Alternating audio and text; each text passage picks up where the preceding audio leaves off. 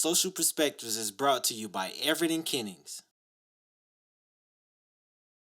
1955, Rosa Parks started a movement because she was tired, and she sat at the front of the bus. 13 years later, Martin Luther King was assassinated because he stood for equality of all people. Here we are, 2020. More than 50 years later, America is still grappling with what in the world to do with this thing called race. Stay tuned. We'll be right back. Sometimes God interrupts the normal course of history and gives us leaders whose gifts and insights are used to transform a generation. We have the privilege of presenting such a leader. He is an accomplished jazz musician, best-selling author, entrepreneur, and beloved senior minister of Mill Branch Baptist Church, J.G. Everett Ministries. Our host, Dr. J. Gentile Everett. Hello and welcome to Social Perspectives. I'm J. Gentile Everett, and I'm glad that you've joined us today for a very exciting show. We're talking about race in America. Even after all of these years, race remains a type of enigma. We're still trying to figure out what to do. The greatest nemesis in the American struggle is race. And if we would think about all of the various stages that we've gone through, we're still dealing with race. After 400 years of slavery, immediately after that, we had to deal with the Reconstruction era, which raised the hopes of Black America. We left there. We had to deal with Plessy versus Ferguson, the separate but equal rule. We left there. We had to deal with the Ku Klux Klan and the Midnight Riders of Terror, even through the Roaring Twenties and meeting this wonderful president named FDR, who brought to America a New Deal. We were still dealing with race. Even the 1954 ruling, Brown versus the Board of Education. Finally, we got some justice from the Supreme Court when they ruled that separate is inherently unequal, and integration is now the new law of the land. Shortly after that, Rosa Parks, sitting on the front of a bus because she was tired, started a great movement. And of course, that celebrated and charismatic leader, Dr. Martin Luther King, who shared with America in 1963 about a dream that he had had. And in that speech, he shared with America that he dreamed of a land where his 4 children will not be judged by the color of their skin, but by the content of their character. And here we are, right now, still, 2020, dealing with this thing called race. What's really sad, we've had many events that have taken place this year that's disrupted the tranquility and impeded the progress that perhaps we had made on race relations. Let's be clear. Here we are in a time where the social order is paralyzed. And the social order is paralyzed because the judicial system is compromised. Here we are, 2020, where principle is obsequious to pigmentation.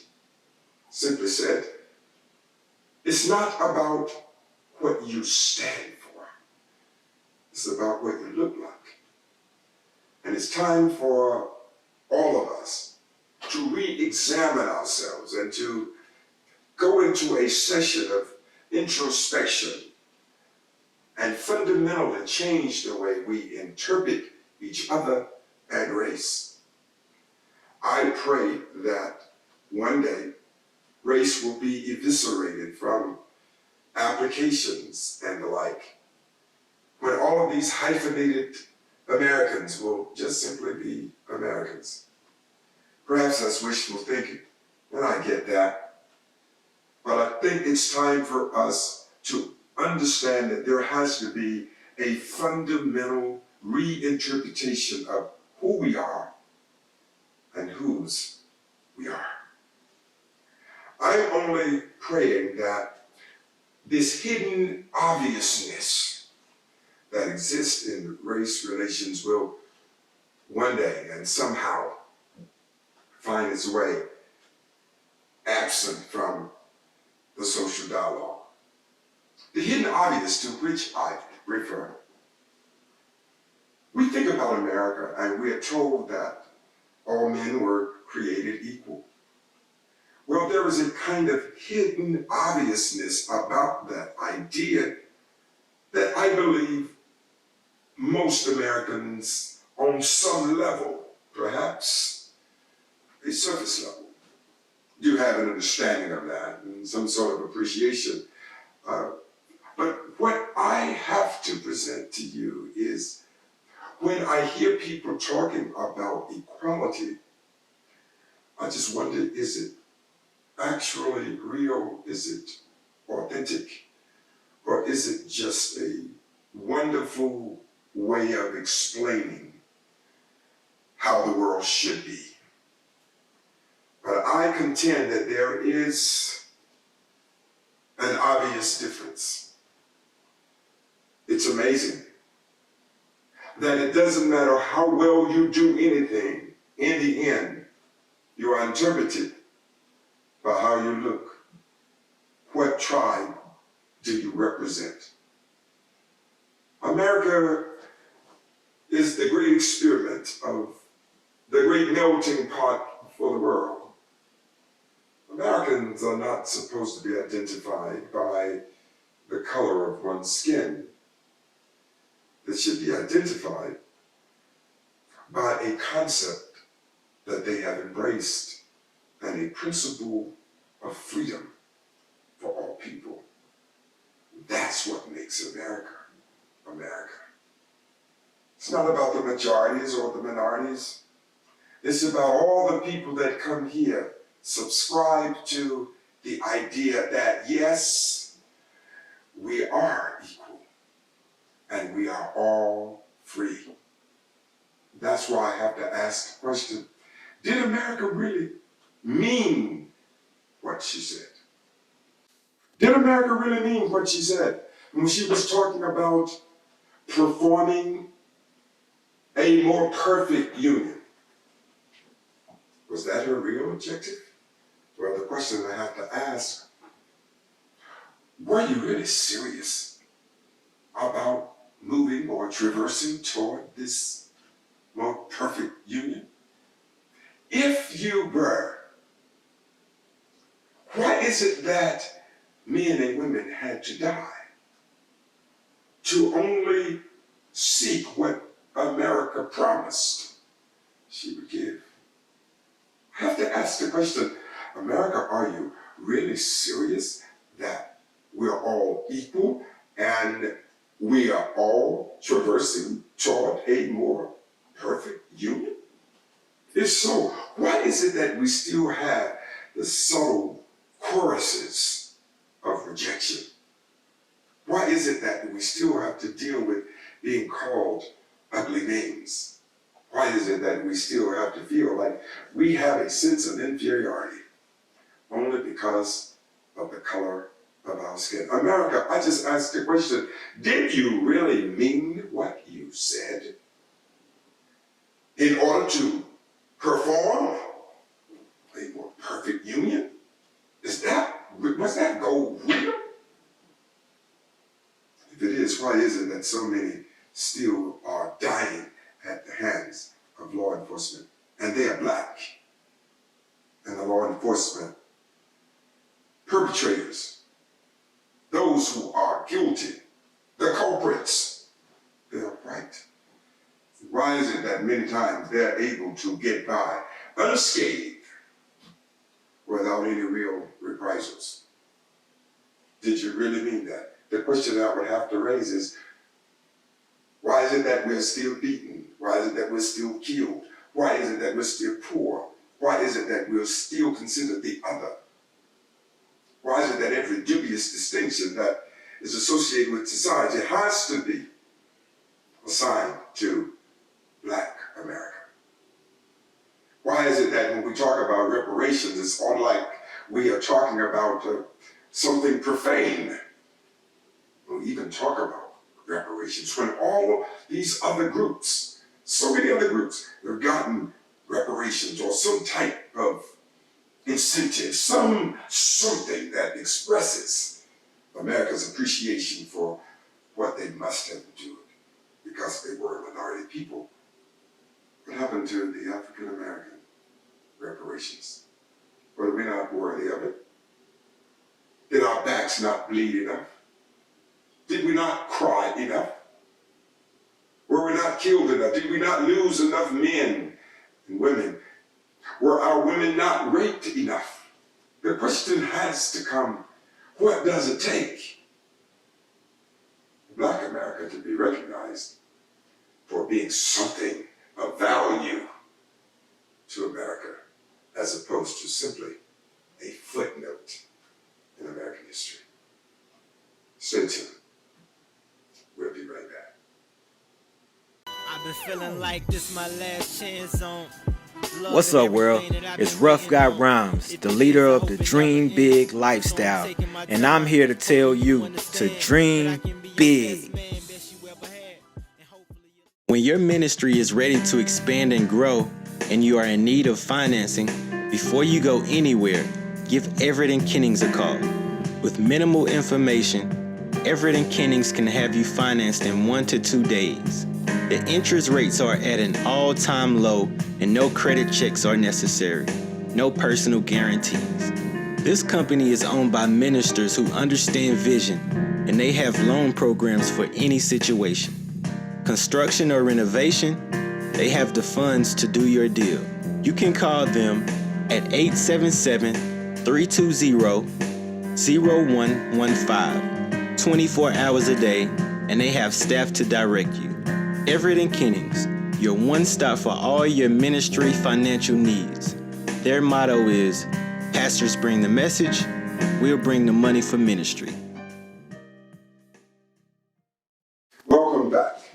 Now let's take a meticulous look at the crafted monuments that are all around us. These monuments of great Civil War leaders are all around us in the South. And I'll tell you, I find it fascinating. I was literally fascinated as a young boy growing up in Laurinburg. I was always a student of history. I was fascinated with history because I enjoyed reading about what happened. Because if I could find out what happened, then I would be permitted into the psychologies of the people. I would be permitted into the social order. I would have an idea of what the social zeitgeist was all about by reading history. So I first want to say to every young person, spend time in studying history because it opens up a whole new world to you about how people thought. But when I considered walking around the South, even as a young boy, and I saw all of these monuments, there's been a lot of talk about monuments lately. I'll give you my take on it. The costly sculptures, the exquisite, assiduous attention to details definitely have a kind of quintessential artistry on full display. And this display of talent is accosting and arresting. I have a great appreciation for that. Please understand that. Do you know all of the millions of dollars that municipalities have spent on this kind of sculpture. This sculpture, most of the time, are sculptures of heroes of bigotry. I wish they would have taken a little more time to think. I wish they would have taken a little more time to get stopped and consider, is it necessary for us to spend all this money on these monuments where we aggrandize these heroes of bigotry? I want to tell you something that I've learned. No southern city needs to have any of those statues of bigotry erected on the town square or in the town mall or anything like that. It's not necessary. Because anytime someone needs to find out whether or not there are southern monuments where we can see these heroes of bigotry on display, all you have to do is to understand they are all around, and they are not carved sculptures, but yet they are built to withstand all of the earth catastrophes. Do you know what I'm talking about? They are rather ubiquitous. They're everywhere. They are all around us, and they exist in every corner of America. The monuments to which I refer are called African Americans. Can't you see? The African American community is dotted with the pigmentation of virtually every shade of life. They come in hazel brown, caramel, chocolate mocha, pecan tan, peach, and beige. They have short hair, they have long hair, curly hair, wavy hair, kinky hair. We are all indeed monuments of their copulation, and children from their calm lusts. We are already your monuments. You don't need to spend money on sculptures. Just look at the African American community. We're the ones conceived in darkness and destined to live the rest of our lives in darkness of ignorance. Let me tell you, unbeknownst to those who sired us, those men who were meandering down to the shacks where the midnight mission of lust could be fulfilled by a black woman. What they didn't know was that that black woman became a mother, and it wasn't even her choice. She acquiesced because she wanted to live. But she instilled in her children of lust how to love in the face of hate, and how to rejoice amid sorrow. It was that group that brought passion to Christianity, a Christianity that had been introduced to them by slave owners. But when it was introduced to the African American took that introduction and attached a powerful emotion that was demonstrated in outward expression. It made Christianity be something that could be felt and not simply conceptualized.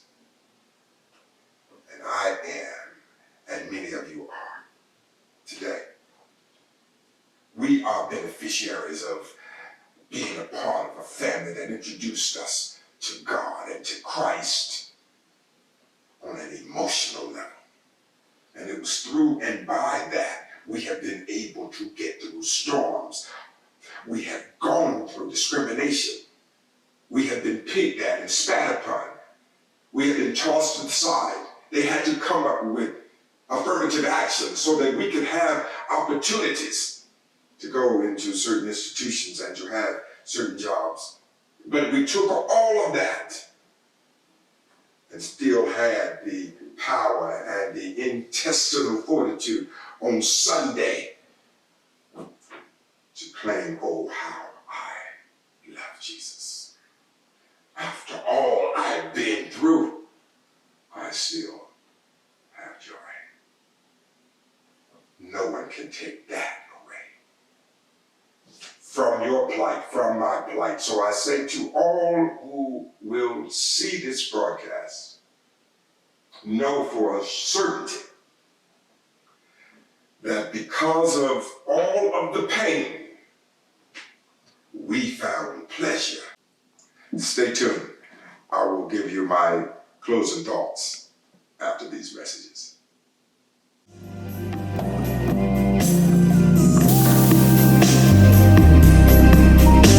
I saw you and I didn't even know your name.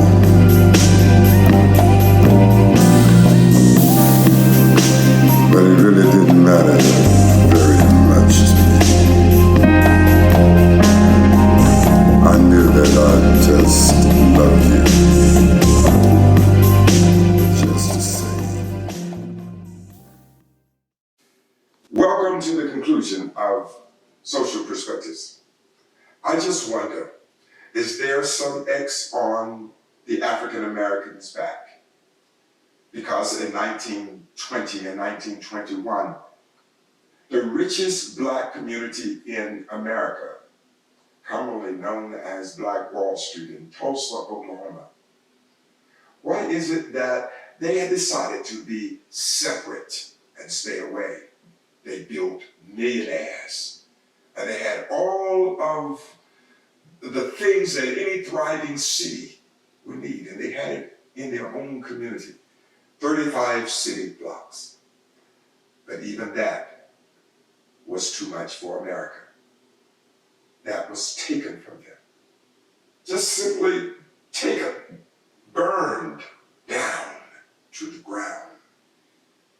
The ashes of which have left very little evidence as to what actually happened. But it was horrible. We know that. We don't know how many people died. We do know more than 1,000 residences were destroyed. It is calculated some nearly 300 people perhaps died and over 10,000 displaced. What is it that everything that the African American tries to do, and if he or she is successful, there seems to be some group that wants to take it away from them? Even in the sports world. Once upon a time, the greatest athletes had to go to black colleges. But what happened? Their talent was so unusually good and unusually high.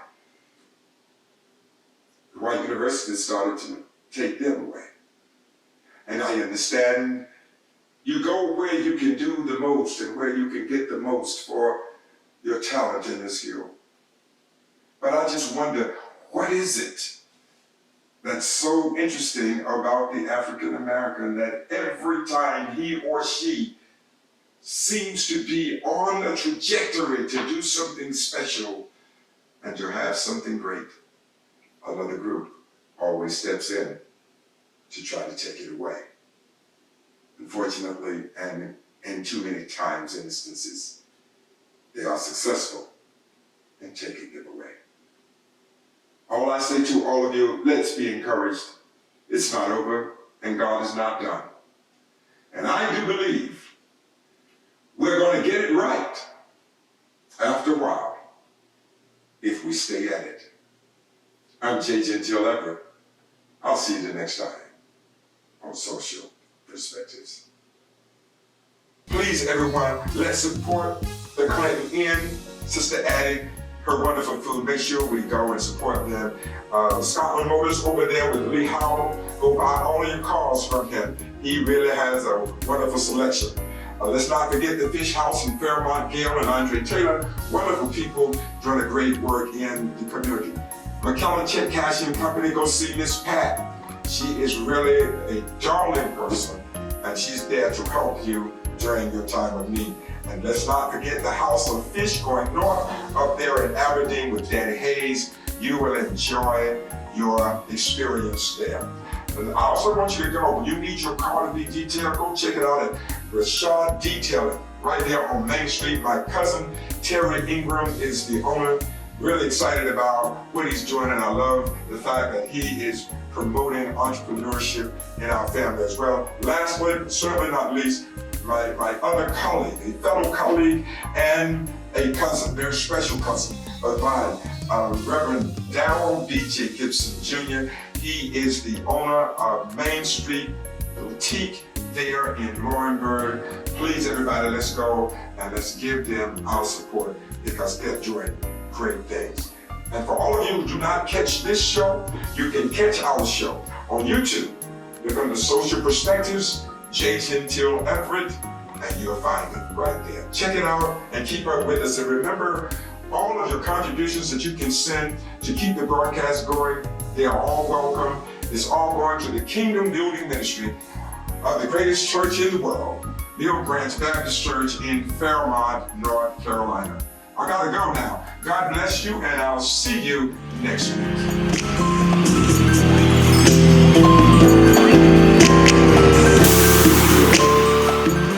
Alive Shoes proudly announces a new shoe line called the Gentile.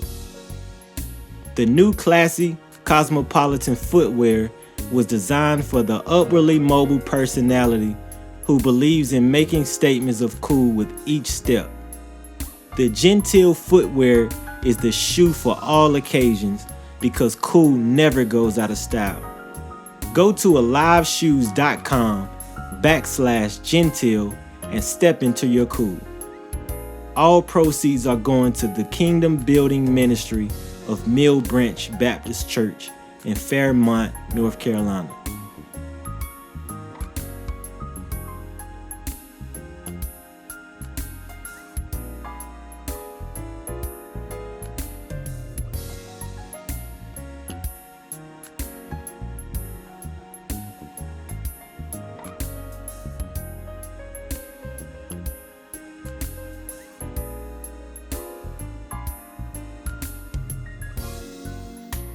Carrying books, taken by your looks.